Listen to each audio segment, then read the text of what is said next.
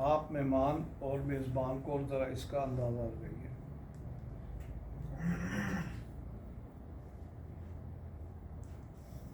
اور مہمان نے کہہ دیا جب میرے پاس آؤ گے تو پھر 2 چادریں پہن کے آئیں گے، یہ کپڑے اتاریں گے آپ. یہاں پر آپ دیکھیے کبھی زندگی میں ایک دفعہ کوئی وزیر اعظم کو پریزیڈنٹ ہمیں بلا لے، ہم سوچتے ہیں کون سا سوٹ پہنیں گے، کون سا بوٹ پہنیں گے، کون سا شوز پہنیں، کون سی ٹائی پہنیں، کس لہجے میں گفتگو کریں کہ وہ متاثر ہو گئے. اللہ تعالیٰ خود بتا رہا ہے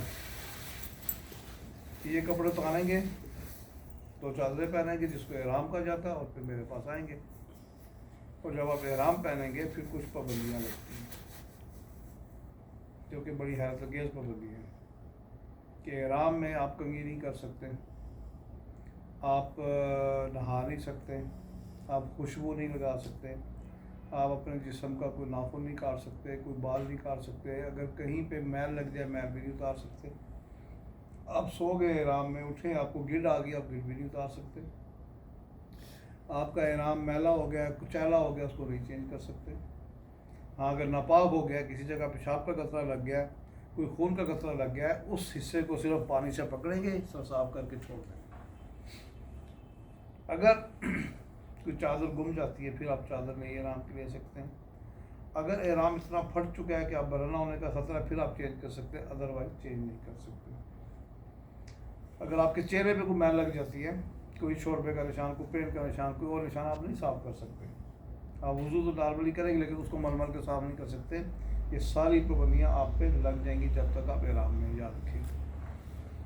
اور اگر ان میں سے ایک بندی آپ خوشبو لگا لی، آپ نے بال کاٹ لیا، آپ نے ناخن کاٹ لیا، تو ایک ایک دم دینا پڑے گا.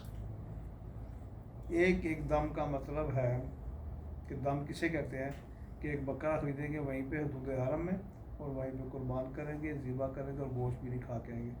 اور جب تک یہ عمل نہیں ہوگا وہ آپ کا اگلا عمل پورا نہیں ہوگا. آپ کا یاد رکھیے کہ آپ کا عمرہ معلق رہے گا، اور یہ وہیں پہ ہوگا، حدود حرم میں ہی، قربان گاہ میں آپ کا بکرا ذبح ہوگا. اگر آپ کہنے کی اس میں معافی ہے کوئی، اس میں معافی نہیں ہے. یہ اللہ کے بتائے ہوئے طریقے ہیں، اور اللہ نے بہت زیادہ یہ جب دیکھا کہ حضرت ابراہیم علیہ السلام، حضور صلی اللہ علیہ وسلم، تو ان کی سنتوں کو آپ نے جا کے پورا کرنا. اس عمرے میں یا حج میں 95% سنتے حضرت ابراہیم علیہ السلام کی ہیں، اور 5% حضور صلی اللہ علیہ وسلم کی.